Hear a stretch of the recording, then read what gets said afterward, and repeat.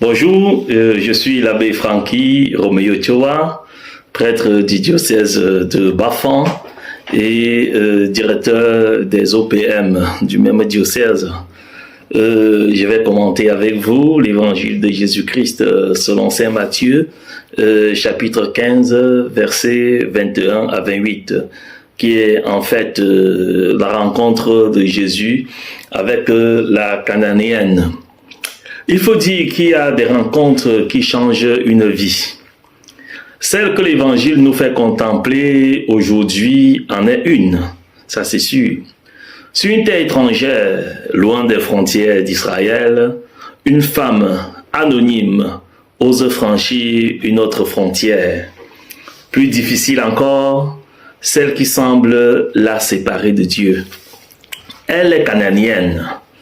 Étrangère au peuple de l'Alliance, rien, en apparence, ne la désigne pour recevoir les bienfaits du Messie.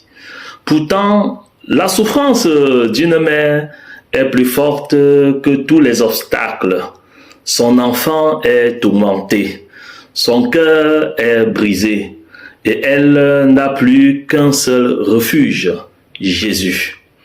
Son cri jaillit avec une intensité bouleversante. « Seigneur, fils de David, prends pitié de moi. » Ce n'est pas seulement une demande de secours, c'est une profession de foi. Elle reconnaît en Jésus celui qui peut sauver, celui qui peut relever ce que le mal a blessé. Mais voici que le récit prend une tournure inhabituelle. Le silence de Jésus. Jésus se tait. Ce silence se surprend. Il déroute.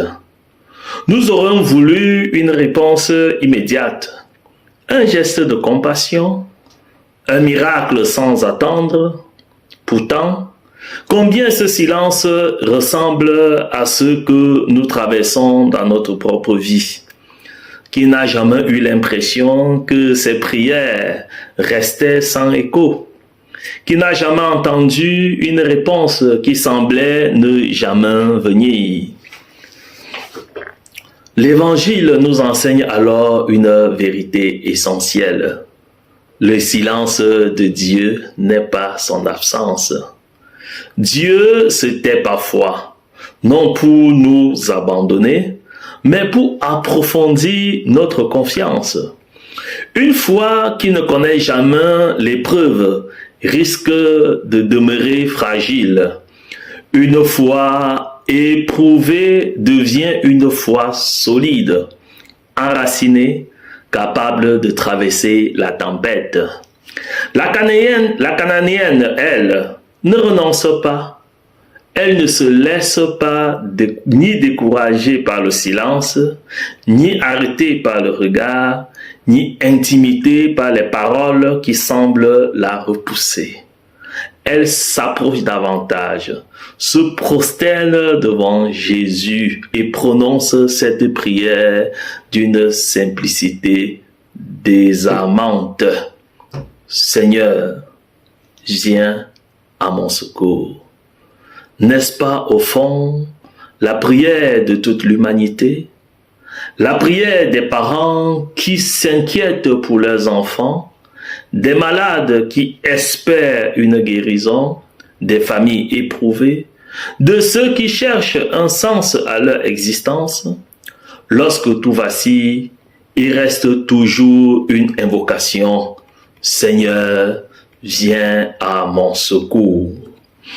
Puis vient cette réponse admirable qui traverse les siècles. Les petits chiens mangent les miettes qui tombent de la table de leur maître. Cette parole révèle une humilité extraordinaire. Cette femme ne revendique aucun privilège. Elle ne réclame pas un droit. Elle s'abandonne entièrement à la miséricorde de Dieu. Elle sait qu'une seule miette de la grâce du Christ suffit à transformer une vie. Voilà le secret de sa grandeur. Elle ne compte pas sur ses mérites, mais sur la bonté infinie du Seigneur. Alors Jésus prononce cette parole qui illumine tous les récits. Femme, grande est ta foi. Quelle magnifique reconnaissance! Jésus ne s'émerveille ni devant la puissance, ni devant le savoir, ni devant la richesse. Il admire une foi humble, persévérante et confiante.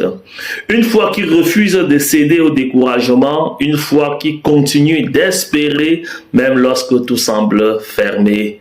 Cet évangile nous invite à regarder notre propre manière de croire. Notre foi demeure-t-elle solide lorsque les réponses tardent?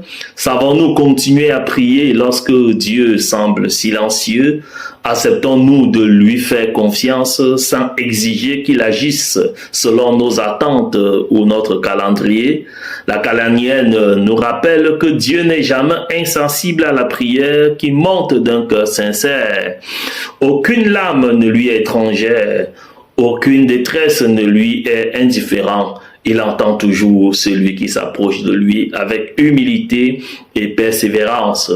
En ce jour, demandons au Seigneur de nous accorder cette foi qui ne se lasse pas de frapper à sa porte, cette espérance qui résiste aux nuits de l'âme. Cette confiance qui demeure vivante jusque dans les silences de Dieu. Car celui qui persévère dans la foi découvre tôt ou tard que le Seigneur n'a jamais cessé de marcher à ses côtés. Que la prière de cette femme devienne la nôtre. Seigneur, viens à notre secours. Et que la réponse du Christ résonne un jour dans notre cœur comme la plus belle des promesses. Grande est ta foi. Amen. Au nom du Père et du Fils et du Saint-Esprit. Amen. Bonne journée et portez-vous bien. Merci.